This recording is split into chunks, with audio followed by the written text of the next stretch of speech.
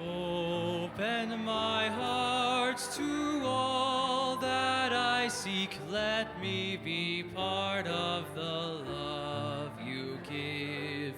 Open my heart to all that I seek. Let me be part of the love you give.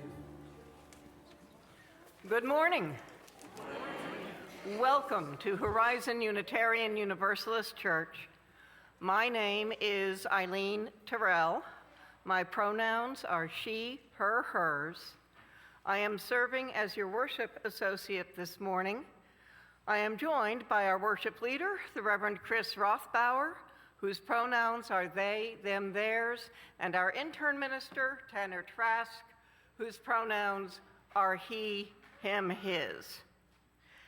As we prepare for our service this morning, please be sure to check your order of service for important announcements about congregational life. And now, let us join our voices in our responsive welcome. You will find the words projected on the screen behind me. To all who are yearning for community, come in. Be among us. To all who are just getting started, to all who long to go deeper, to all with tender places needing care, come in, be among us. To the ones who have healed and have care to give, for those who are curious and hungry to learn, for those who know that they have something to teach, come in, be among us. For the ones who are just beginning to suspect they might nurture others becoming. To the young and the old, the innocent and the jaded, the fresh of mind and the deeply steeped, there is room here for each and every one. Come in, be among us. Wherever you are on your journey, no matter who you are, the people you love, how you look, what you can or cannot do, you are welcome here, just as you are in the community of care and concern. Come in, be among us. We will continue our conversation at coffee hour immediately following the service in the fellowship hall. Welcome, and let us worship together. Our call to worship this morning is from Sweet Horn Teacup. May we recognize and abandon the familiar attitudes and practices that do not serve the whole. We are who we are, and we have the opportunity to be who we want to be, to create a new inheritance for the future. May our thoughts, words, and actions in our daily lives assist in dismantling paradigms of oppression and suffering. May we give thanks for our individual place in time and space, to our families and our relationships that touch and change us. May we give thanks to the wise teachers who help us remember how to be and the chance to make it so. Underneath and within these stories and histories is our humanity. Being human means we are of this earth. We are these waters. We are fire and atmosphere. We are the sun and the moon and the stars. We are all that we see, and the wisdom is revealed by looking in between. Come, let us worship together.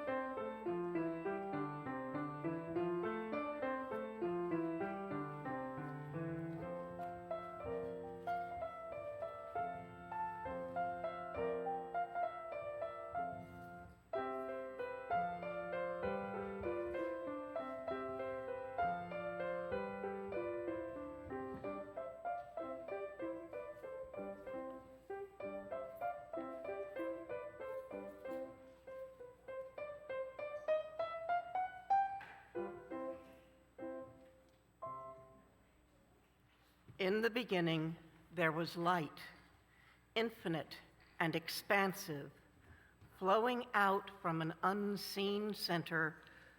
Throughout creation, there is light, from the steady sun to the glowing moon, the flashing meteor, the twinkling stars, and the auroras dancing in the northern skies. Within each part of creation, there is light, slowed down and held close by every cell and molecule, by each atom and element. Within you, there is light. The same light as the source, the same radiance that is in all creatures. May this small flame be a constant reminder to you of your true nature and your kinship with all beings. And now, please join me in our affirmation, which is printed on the back of your order of service and projected on the screen. Love is the doctrine of our church. The quest for truth is its sacrament, and service is its prayer. To dwell together in peace, to seek knowledge in freedom, to serve humanity in harmony with the earth. Thus do we covenant together. I would like to invite you to rise in body or spirit and join us in singing our opening hymn, a new hymn from the recently released virtual hymnal titled Holy Now.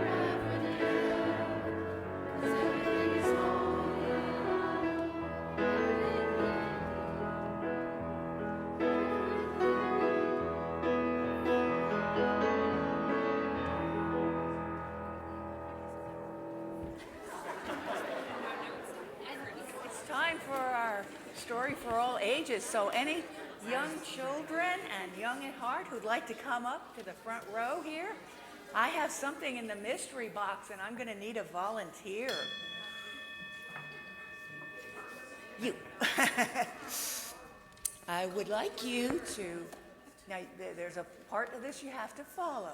There's something in this box, it won't hurt you, but I want you to put your hand in without looking and tell me what you think it is without looking. So let me hold this up. So no looking. What does that feel like? What do you think that might be? Any guesses? Good. That's good. Very good. Let me show you what it is. You were very close. It's very heavy. Woo! It is very heavy. Can you all see that? It's a fossil.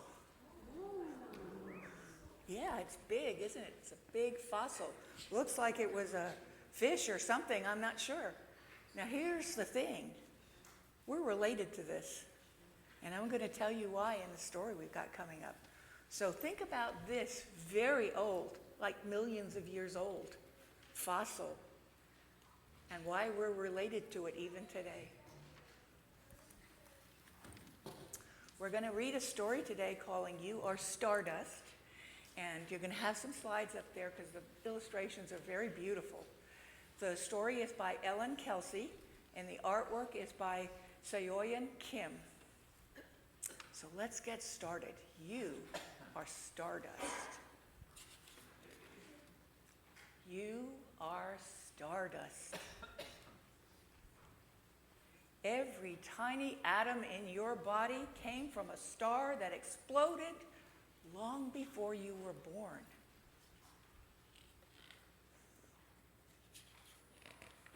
You started life as a single cell, and so did all other creatures on planet Earth.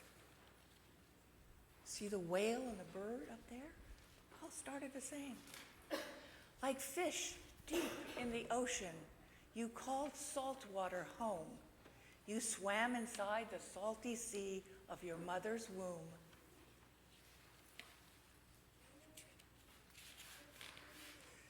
The water swirling in your glass once filled the puddles where dinosaurs drank. From ocean to sky to land and back again, the same water has been quenching thirsts for millions of years.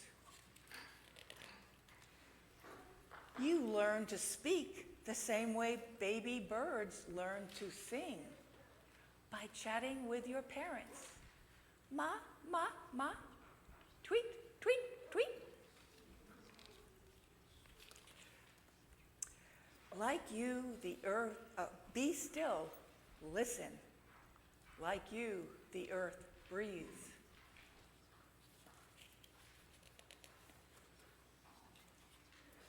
Your breath is alive with the promise of flowers. Each time you blow a kiss to the world, you spread pollen that might grow to be a new plant. Inside your brain, stronger than lightning, powers your every thought. You sneeze with the force of a tornado. Wind rockets from your nose quicker than a cheetah sprints. You grow at night when your bones are resting, just like the sheep you count to help you sleep. You may sprout even taller in the spring and summer, just like plants in the garden. Your hair falls like autumn leaves. You tend to shed the most hair in early autumn and save your thickest growth for the heart of winter. Your body constantly changes. New cells line your stomach every 3 days. You'll replace your skin 100 times by the time you turn 10. Just as forests grow new trees in place of old ones, you grow entirely new skeletons throughout your life.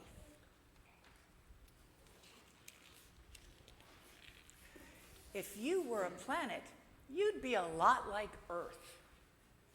Rainforests on lands and algae in the oceans are the Earth's lungs. From your head to your toes, inside and out, billions of tiny microorganisms live on planet U. You know how it feels to be a good friend, and so do other animals. Bats and sperm whales get their friends to babysit. Elephants remain best buddies for life. You, me, birds flying through the rainforest, we are all connected. We are all nature. We are all stardust. And now think about that as we sing you off to your classes, and thank you for listening. Thank you for your help.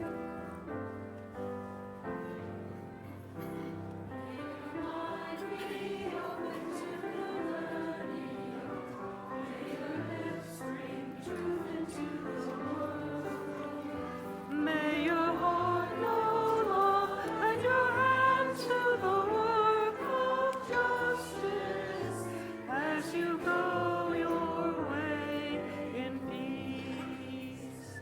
As you go your way in peace. As we approach the time for our offering, give what you will for the church that has meant so much to you, for the church that has meant so much to those who came before you, and for the church that will mean so much to people you will never know. Give what you will, for you are a generous person. Thank you to our members and friends who give and pledge electronically. If you would like to give electronically, you may do so on the Breeze app or online at horizonuu.org/donate. The offering will now be joyfully given and received. Thank you for your generosity.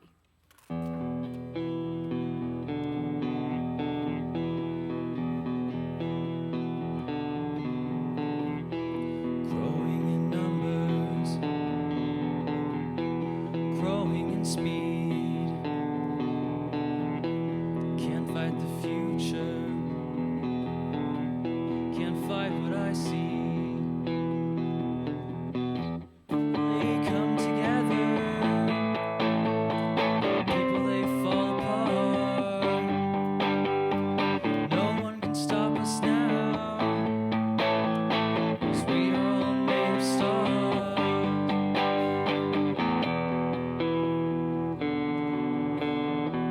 Efforts of lovers left in my mind. I sing in the reaches, see what I find. People they come together, people they fall apart. No one can stop us now, 'cause we're all made of stars.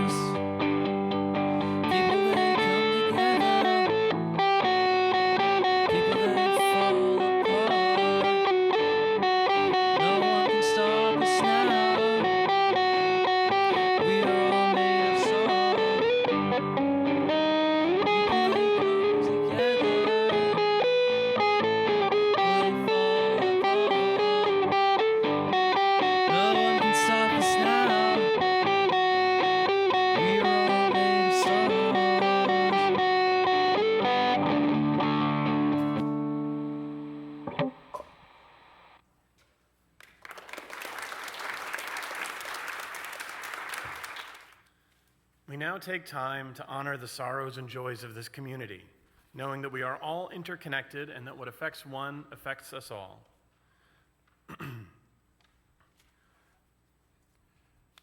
The first sorrow is from Alexis Cern for Saj. Saj's older brother had a major heart attack this week. Please keep him in your thoughts as he recovers in the ICU. Our next comes from David Laubach for Molly. Molly appears to be losing her eyesight. She has a first appointment on the 30th with a specialist at UT Southwestern. Please send hope and energy her way by your thoughts and prayers. And our next sorrow is from Kim Higgins regarding Steve, and Kim would like to repair the relationship with their brother. We do have a joy from Kat Sabi, and Kat would like to thank Ed Keller, Warren Spiker, Mo Sabe, and Rick Limpede for all their hard work on the kitchen renovation. If you haven't seen it yet, take a peek after the service. And finally, we have a joy from Warren S., with the joy made for Amy Porter, and this is a joy celebrating new life. Amy welcomes a granddaughter, Elliot Peasley Schultz.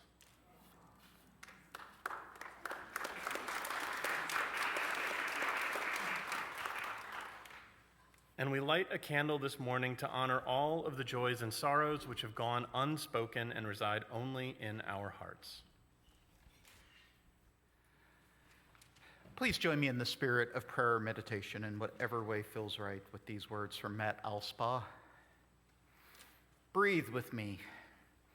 Breathe with me the breath of life. Inhale, inspire, inspiration, Ruach Noma Spiritus, the Holy Spirit, the many names for breath.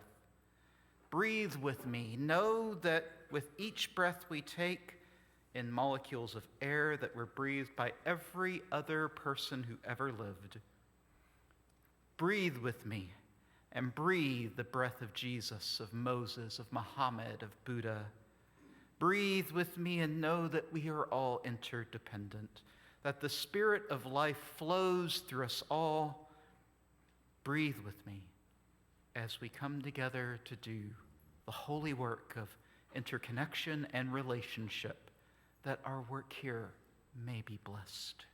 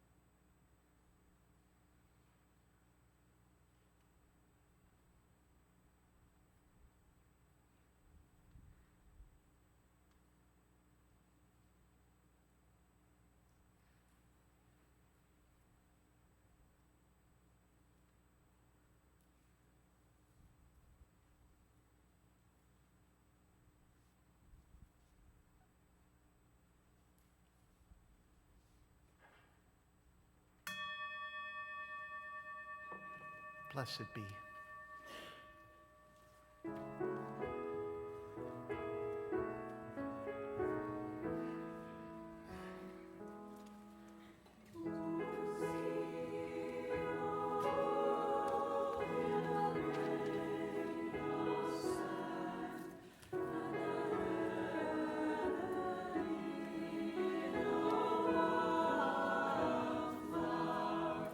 Holy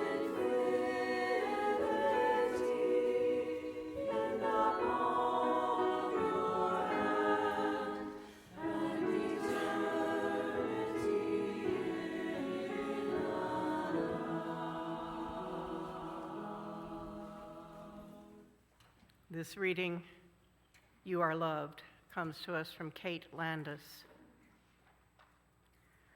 I want you to know that you are loved beyond your wildest imaginings by the Spirit of creation. Every bit of you is holy, even the embarrassing parts, even the thoughts you wouldn't tell your best friend. God is in your every cell, calling you to live a loving, joyful, boisterous life, to go easier on yourself, to accept that you are a blessing, to spread the word that there is no original sin, that we are all glorious gifts to a world that desperately needs us. I want you to know that you are a strand in the web of all existence, one dew-drop-spangled thread reflecting the early morning sun, connected to every other living creature, frogs, mushrooms, great blue whales, and you. You are never alone. You were born into a huge family of life. Sit in the grass and know that it is your sibling. Watch the crows circle and think of them as gossiping cousins. This is your world, and you are worthy.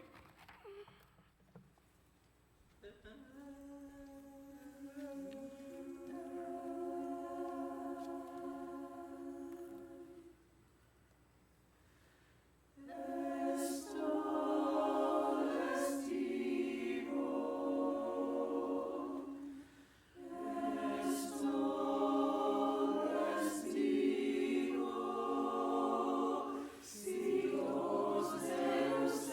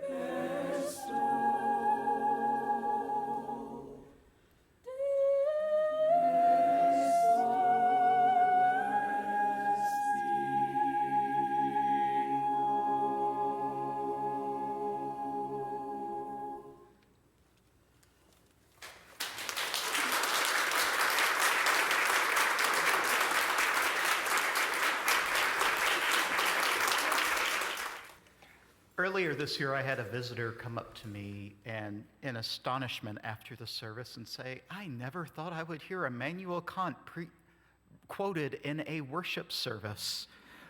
So if that service was for you, boy, are you going to love this one. But we're not going to talk about Kant. Sorry, I can only do so much Kant. But as a young philosophy student, I read the works of the existentialists with interest. One of the first was Jean-Paul Sartre's novel Nausea, the story of a young Frenchman named Antoine Roquentin and his struggles to adjust to life in the fictional French city of Beauville after his time abroad as an adventurer. Roquentin has been living alone for 3 years while he completes a biography of a historical figure. But he exhibits extreme boredom with the world and finds some solace in eavesdropping on the conversations of people around him. I've been there too. We went to see a soccer game at Choctaw Stadium last night, and boy, it's hard not to eavesdrop on conversations sometimes. But Roquentin exhibits aloofness when he's in the presence of these very people that he's been listening in on, to the point he begins to doubt his own existence. I saw this in an episode of South Park once. They were all mad at Cartman for eating the KFC, so they decided they were all just going to pretend like he wasn't there, and suddenly no one was talking to him.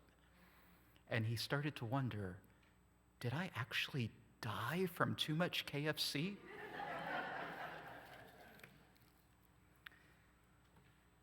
Now, some have compared Roquentin's state of mind to depression or mental health difficulties, but Sartre was hoping for something a little different. He was hoping to invoke a sense of existential malady, something that all humans exhibit at one time or another, but not all are sensitive enough to notice. In this case, Roquentin was exhibiting a distinct sense of being alienated from the world, like he didn't belong to it. The world feels completely alien to him, to the point that he wonders, does he exist? His nausea is an extreme reaction to realizing he doesn't feel like he belongs.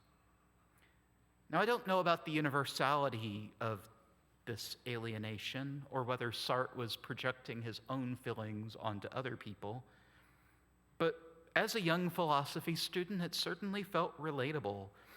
As a young person in my 20s, I'd been to hell and back in my own self-discovery. And I'd been around Europe and Africa, meeting people very different from me. I'd have moments of great awe and self-discovery, and yet I found myself back in my hometown I didn't recognize anymore because of new buildings and a loss of most of the people I'd known. In many ways, it felt like I, too, didn't belong to the world. In many ways, I think that's why I became a philosophy student to begin with. I was looking for a sense of belonging in a world that didn't make sense to me. It really started with my loss of faith in my teenage years, but it persisted even long after I was making steps towards healing and integration of my new life. I was alone much of the time, often throwing myself into my studies or work and trying to forget about the rest. To others, I'm sure I was the picture of a hard, studious student who may have been a bit depressed, but seemingly had a lot of their life together. Underneath it, though, I wanted some meaning, some reason to it all. And deep down, there was a part of me that wished I could believe in the God of my youth again. I remember there being nights where I would sit alone, wondering what even was the purpose of it all. If I was just going to be born and eventually die, I grinded my teeth over a sense of none of it being truly reconcilable, of not knowing what to do with this one life everyone was telling me was precious, but I couldn't bring myself to grasp. That old saying, have you ever felt alone in a crowded room, seemed more relevant to me than ever. Now, don't get me wrong. I think this ability to disconnect from the wider world can have benefits, and it may even be an evolutionary trait. Some people learn to detach like this as a coping mechanism, as a way of getting away from things that are making their lives more difficult, and find ways to survive. After all, if I can detach even from the larger humanity, it may be easier for me to bear terrible things happening to other people and even the wider world. Maybe there are even times when this attitude may be justified or even necessary for existence. However, taken to the extreme, it can also feel very lonely if I, like Roquentin, feel so distant from everything that I wonder if I even exist, since that attitude can lead me to wondering if I matter. As one psychologist put it, emotionally detached people struggle with empathy, sharing feelings and forming meaningful relationships, often feeling numb and disconnected from others. Like Roquentin, it can be difficult to connect with others, even as we need others to feel a sense of connection with the world. It can be like eavesdropping on other people, but not feeling there's any way to connect with them. That's why, like I did, so many people start looking for this sort of meaning, though it can be numbing to believe nothing that happens around me matters. It also leads me to feel that things would have been better had I never been born. It also allows me to witness the suffering that happens to other people, other beings in the wider world. Now, in some ways, I think this search for meaning is originally brought me to a Unitarian church, a desire to understand my life, fueled by my studies of what other people had to say about it. But deep down, what I truly wanted to know was that I mattered.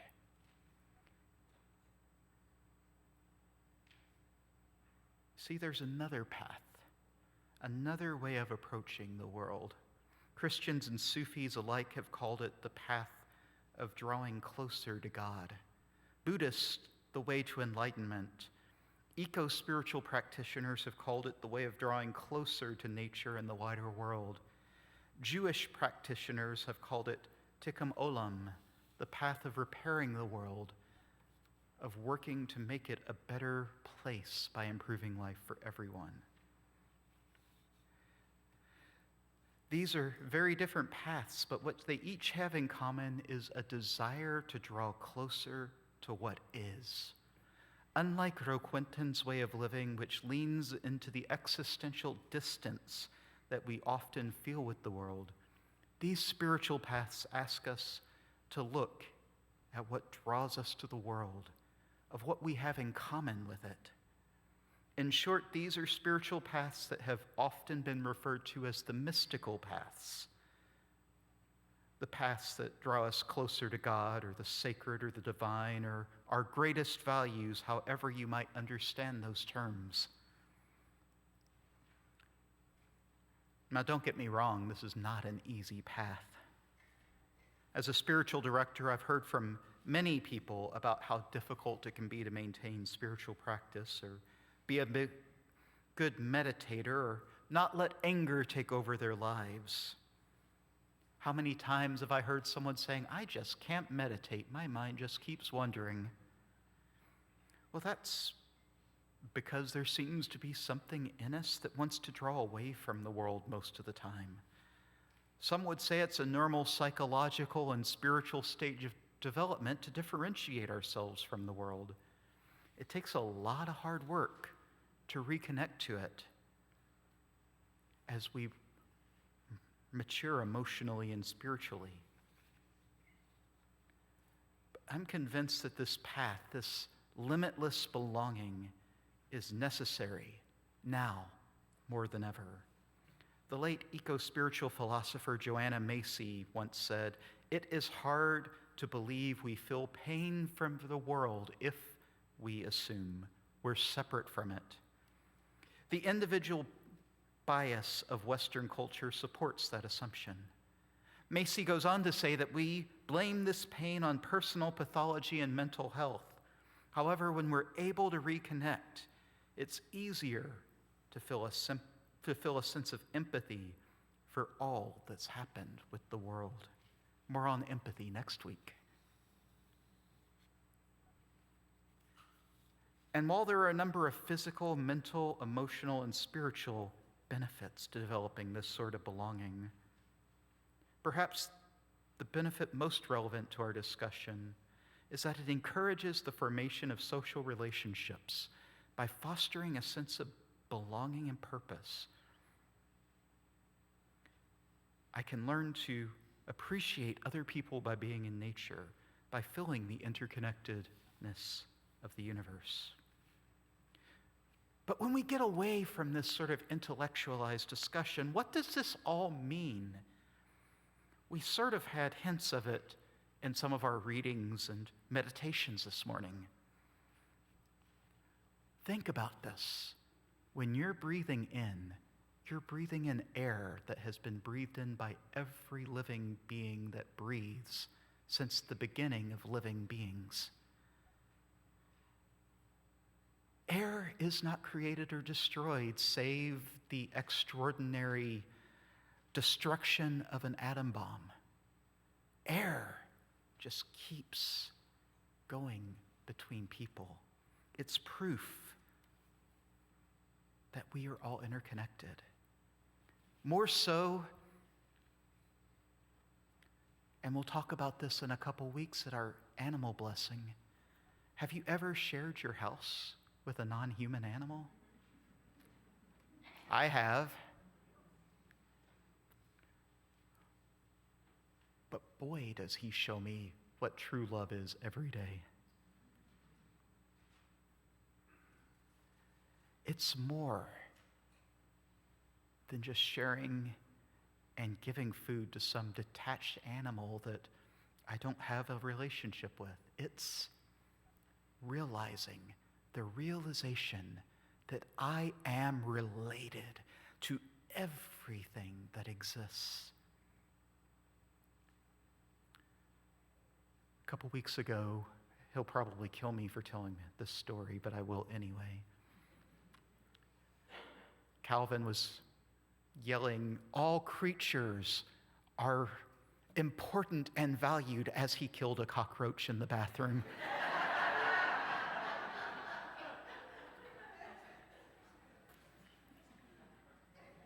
But it's true, isn't it? Even the creatures that we could do without, even the bacteria that makes us sick, the viruses, the world would be a very different place without them. I don't claim that the world is perfect. Certainly, people die from other living beings, bacteria, viruses, animals, plants. And yet, when we can learn to live in harmony, to know which mushrooms will poison us and which are good to eat, to know which animals want to draw close to us and which would rather keep their distance, to know that we can wash our hands after using the bathroom and avoid so many of those bacteria that would make us sick. It's a realization that harmonious living with the world is possible.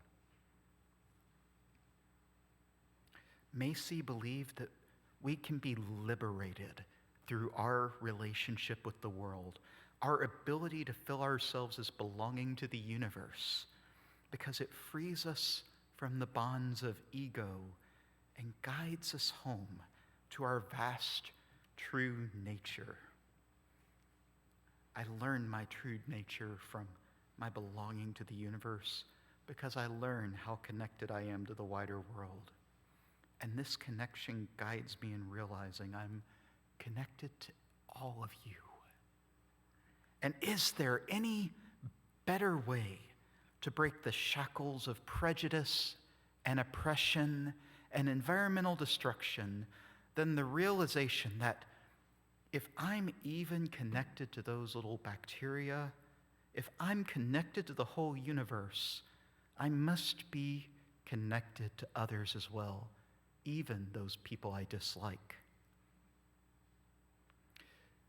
This truth, it doesn't like ethics very well, because ethics tells us how we behave towards people. And there are times when ethics calls us to draw away from people for our own safety. And yet, there is this truth that if we are to build beloved community, eventually we must draw close, find a way to draw close to all. I don't know what that looks like. I'm convinced not many people in this world do, even if they claim they do, because they'd be working in the highest levels of government doing it if they were. Or maybe not, who knows with this administration.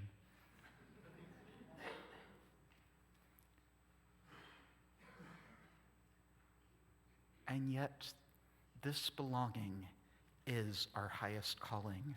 It is our highest calling to remember that even when we are alone in the deepest, darkest depths of our literal or metaphoric caves, we are constantly surrounded by the world. A world we belong to, a world where we matter, a world where every action we take can be punctuated by sacredness or the profane.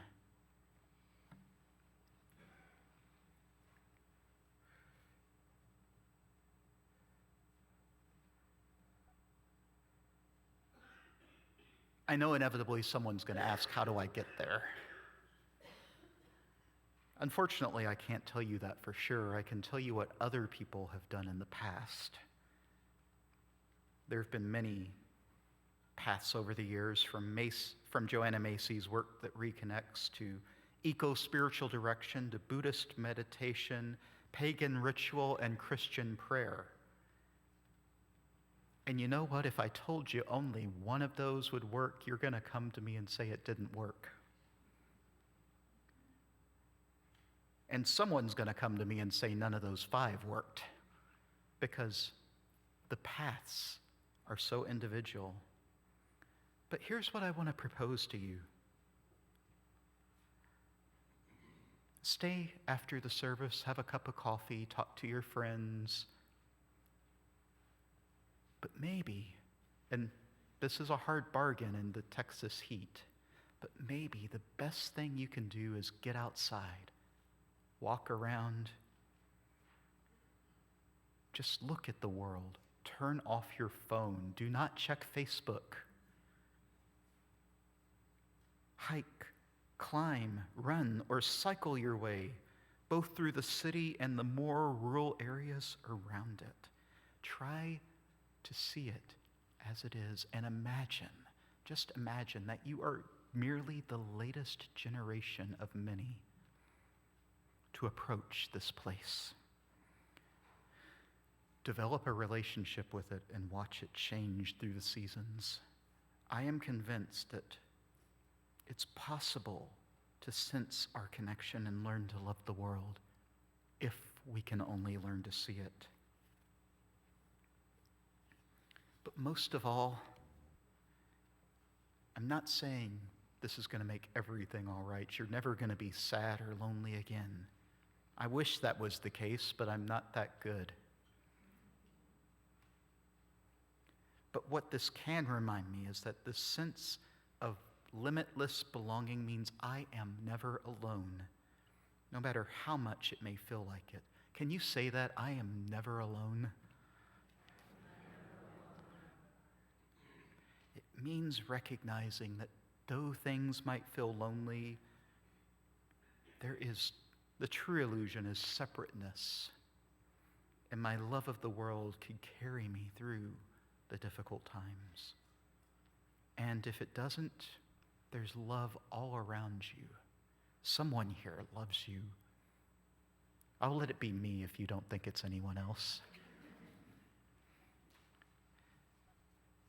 And as Macy says, for some of us, our love of the world is so passionate that we cannot ask it to wait until we are enlightened for our liberation.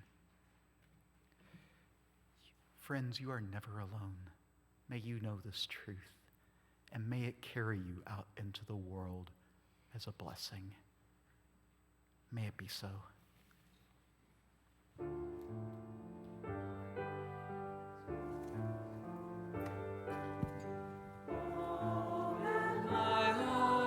To all that I seek, let me be part of the love you give. Open my heart to all that I seek, let me be part of the love you give. We extinguish this chalice, but not our commitment to welcome radically, love boldly, grow spiritually, and serve courageously. This we do because we envision a beloved community filled with compassion, helping all to thrive in a just world. I would like you to rise in body or spirit and join us in singing our closing hymn, hymn number 1064 in the teal hymnal, Blue Boat Home.